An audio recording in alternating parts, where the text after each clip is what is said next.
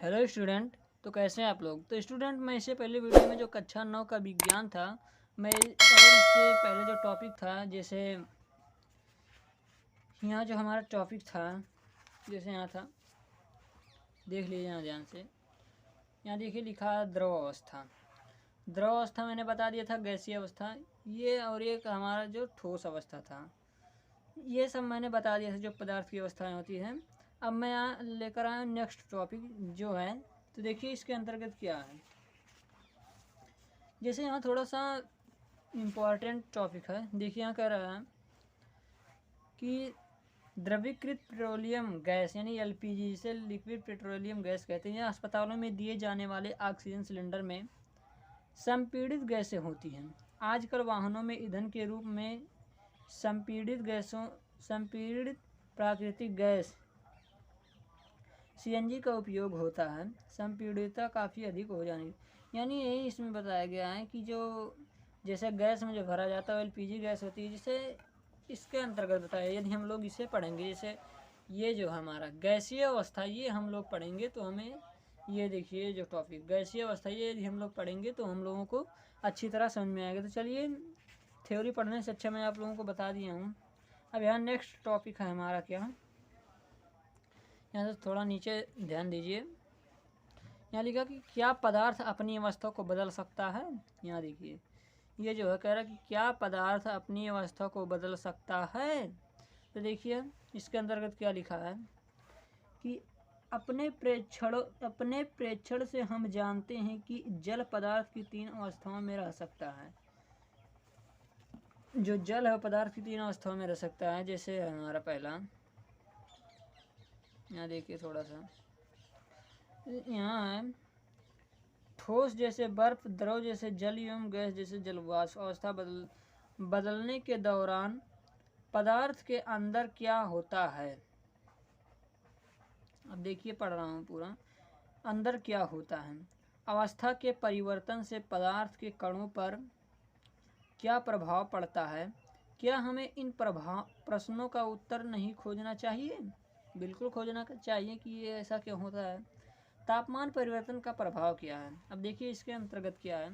तो ये क्रियाकलाप आप लोग पढ़ लीजिएगा। इसके अंतर्गत जो टॉपिक इसमें क्या कह रहा है कि ठोस के तापमान को बढ़ाने पर उसके कणों की गतिज ऊर्जा बढ़ जाती है। गतिज ऊर्जा में वृद्धि होने के कारण कण अधिक तेजी से कंपन करने लगते हैं। ऊष्मा के द्वारा प्रदत्त की गई ऊर्जा कणों के बीच के आकर्षण बल को पार कर लेती है। इस कारण कण अपने नियत स्थान को छोड़कर अधिक स्वतंत्र होकर गति करने लगते हैं। एक अवस्था ऐसी आती है कि जब ठोस पिघलाकर द्रव में हो जाता है। जिस न्यूनतम तापमान पर ठोस पिघलाकर द्रव में बन जाता है वह अवस्था गलनांक कहलाता है। अब देखिए गलनांक क्या है। जैसे गलनांक एक होता है गलनांक और दूसरा होता है क्वथनांक। तो गलनांक क्या है, क्वथनांक क्या है, मैं आप लोगों को बताऊंगा। किसी ठोस का गलनांक उसके कणों के बीच आकर्षण बल के सामर्थ्य को दर्शाता है। अब जैसे गलनांक मतलब होता है गलना। जैसे जो बर्फ होता है, यदि उसे 0 डिग्री सेल्सियस पे करेंगे तो वो पत्थर बन जाएगा। यदि उसे, यानी कह सकते हैं कि बर्फ का गलनांक 0 होता है, क्वथनांक 100 होता है। देखिए फिर क्या, बर्फ का गलनांक है, यानी केल्विन में बताया है। हम जो गलनांक और क्वथनांक डिग्री में सेल्सियस में बताया हूँ, ये केल्विन में बताया है कि बर्फ का गलनांक 273.15 केल्विन है। गलने की प्रक्रिया यानी ठोस से द्रव अवस्था में परिवर्तन को संगलन, क्या स्टूडेंट, संगलन। अच्छा और देखिए फिर क्या लिखा है इसके अंतर्गत। यहाँ कह रहा है, मोटे मोटे हेडिंग में दिया है, भी कहते हैं कि किसी ठोस के गलने की प्रक्रिया तापमान समान रहता है, ऐसे उसमें ऊर्जा कहाँ जाती है। अब देखिए कि गलने के प्रयोग की प्रक्रिया के दौरान आपने ध्यान दिया होगा कि गलनांक पर पहुंचने के बाद जब तक संपूर्ण बर्फ पिघल नहीं जाता है तापमान नहीं बदलता है। बीकर को ऊष्मा प्रदान करने के बावजूद भी ऐसा ही होता है। कणों के पारस्परिक आकर्षण के बल को वशीभूत करके पदार्थ की अवस्था को बदलने में इस ऊष्मा का उपयोग होता है चूंकि तापमान में बिना किसी तरह के वृद्धि दर्शाए इस ऊष्मीय ऊर्जा को बर्फ अवशोषित कर लेती है। यह माना जाता है कि यह बीकर में ली गई सामग्री में छुपी रहती है, जिसे गुप्त ऊष्मा कहते हैं। यानी गुप्त ऊष्मा, जिसे कोई ऊष्मा है तो कोई बीकर ले लिए तो उसमें छिपी रह जाती है, उसी को हम कहते हैं गुप्त ऊष्मा। गुप्त ऊष्मा कहते हैं। यहाँ गुप्त का अभिप्राय है छुपी हुई से। मैंने बताया आप लोगों की जो छुपी हुई ऊष्मा होती है वह मंडलीय दाब पर 1 किलोग्राम ठोस को उसके गलनांक पर द्रव में बदलने के लिए जितनी ऊष्मीय ऊर्जा की आवश्यकता होती है उसे संकलन की प्रसुप्त ऊष्मा कहते हैं। अर्थात 0 डिग्री सेल्सियस 273 केल्विन, मैंने आप लोगों को बताया 273 केल्विन पर जल के कणों की गतिज ऊर्जा उसी तापमान पर बर्फ के कणों की गतिज ऊर्जा से अधिक होती है। मैं बताया स्टूडेंट की अधिक होती है। हो गया। अब देखिए फिर क्या है, थोड़ा आप कर लें इसे। अधिक होती है। जब हम जल में ऊष्मीय ऊर्जा देते हैं तो कण अधिक तेजी से गति करने लगते हैं। यानी देखिए, जब हम पानी को गर्म करते हैं, जो हमारा वाटर होता है उसे हम हीट जब करते हैं तो जो उसमें कण होते हैं, जैसे पानी में भी कण होते हैं, तो उनकी अब जैसे कहते नहीं उबलने लगा तो वही कणों की गति बहुत तेजी हो जाती है, बहुत तेज हो जाती है उनकी रफ्तार, तो जिससे वो उबलने लगते हैं, जैसे खौलता है, कहते हैं कि खौलने लगा है। ये हो गया। उसके बाद कह रहा है कि एक निश्चित तापमान पर पहुंचकर कणों में इतनी ऊर्जा आ जाती है कि वे परस्पर आकर्षण बल को तोड़कर स्वतंत्र हो जाते हैं। इसमें देखिए कि आकर्षण बल यानी जो अट्रैक्शन है, अट्रैक्शन फोर्स, यानी अट्रैक्शन फोर्स जो है आकर्षण बल, उसे तोड़कर अपने आप स्वतंत्र हो जाते हैं। यानी वो जैसे अट्रैक्शन होता है, आपस में खिंचाव होता है ना, अट्रैक्शन होता है, तो तोड़कर आपस में स्वतंत्र हो जाते हैं, यानी आज़ाद हो जाते हुए इस तापमान पर द्रव गैस में बदलना शुरू हो जाता है। वह मंडलीय दाब पर वह तापमान जिस पर द्रव उबलने लगता है उसे इसका क्वथनांक कहते हैं। अब देखिए, मैंने आप लोगों को बताया कि जब कोई चीज़ पिघल जाता है अर्थात ठंडा हो जाता है तो उसका वो गलनांक कहलाता है। और यदि जब कोई चीज़ जैसे वाष्प हो गया, अब उसका वो क्वथनांक हो जाएगा। उसके बाद क्या क्वथनांक है? क्वथनांक समिष्टि गुण है। द्रव के सभी कणों को इतनी ऊर्जा मिल जाती है कि वे वाष्प में बदल जाते हैं। जल के लिए यह तापमान 273 केल्विन यानी 100 degree Celsius equal 273 plus 100 is equal 373 kelvin. क्या आप वाष्पीकरण की गुप्त ऊष्मा को प्रभावित कर सकते हैं? देखिए यहाँ थोड़ा इसे अप कर दूँ। कह रहा है यहाँ कि क्या आप, देखिए यहाँ स्टूडेंट कह रहा है कि क्या आप वाष्पीकरण की गुप्त ऊष्मा को परिभाषित कर सकते हैं? इसे उसी तरह परिभाषित कीजिए जैसे हमने संगलन की प्रस्तुति ऊष्मा को परिभाषित किया है। 273 केल्विन 100 डिग्री सेल्सियस तापमान पर भाप अर्थात वाष्प। अब देखिए यहाँ कुछ है। वाष्प के कण में उसी तापमान पर पानी के कणों की अपेक्षा अधिक ऊर्जा होती है।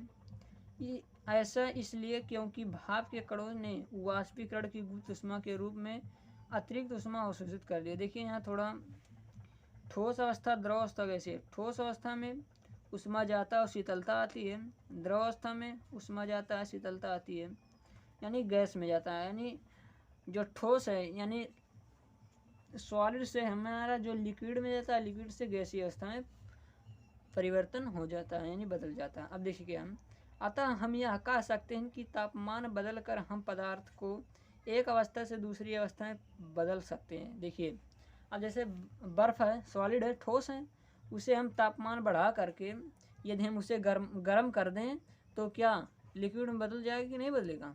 बदलेगा। और उसके बाद जो उसमें भाप निकलता है तो गैसीय में बदल गया। यदि ज़्यादा देर तक यदि हम बर्फ़ को खौलाएं हैं तो उसमें से पूरा भाप निकल कर एक समय आएगा कि जिस बर्तन में आप उसे गर्म करते हैं वो खाली हो जाएगा, यानी परिवर्तन हुआ ना। फिर से देखिए ध्यान से, कह रहा है कि ठोस है तो पहले हमारा जो मैं एग्जांपल लिया बर्फ़ का, जो बर्फ़ हमारा सॉलिड है, सॉलिड यदि हम उसे हीट करते हैं किसी पॉट में यानी बर्तन में रखकर उसमें हीट करते हैं तो वो हमारा द्रव में बदल जाता है यानी पानी में बदल जाता है, वाटर में। तो जब लिक्विड बदल जाता है, लिक्विड में बदलने के पश्चात उसके बाद यदि हम किसी जैसे भगोने में, हम मान लीजिए मैं एक एग्जांपल ले रहा हूँ कि मैं बर्फ़ को भगोने में हीट कर रहा हूँ, तो पहले मैं ठोस ऐसे मतलब जो सॉलिड था उसे रख दिया, उसके बाद गर्म हुआ, उष्मा हुआ, उनमें जो कण हैं उनके बीच जो रफ्तार बढ़ने लगा यानी अट्रैक्शन जो था वो अपने आप को स्वतंत्र हो गए, तो ये द्रव में बदल गए। उसके बाद इतनी तेज उनमें ऊर्जा आ जाती है यानी इतनी तेज चलने लगते हैं कि एक टाइम आता है कि जो आपका भगोना है वो खाली हो जाता है। तो यही कह रहा है कि द्रव यानी एक अवस्था से दूसरी अवस्था में बदल सकते हैं। सही कहा हम कि हमने सीखा कि गर्म करने पर पदार्थ की अवस्था बदल जाती है, गर्म होने पर ये ठोस से द्रव और द्रव से गैस बन जाते हैं, लेकिन कुछ ऐसे पदार्थ हैं जो द्रव अवस्था में परिवर्तित हुए बिना ठोस अवस्था में सीधे गैस और वापस ठोस अवस्था में बदल जाते हैं। यह भी है ना। कुछ ऐसे हैं जो ठोस रहते हैं, उसके बाद वो लिक्विड में बिना परिवर्तन हुए किस में बदल जाते हैं, गैसीय अवस्था में बदल जाते हैं। जैसे एग्जांपल मैं बताता हूँ,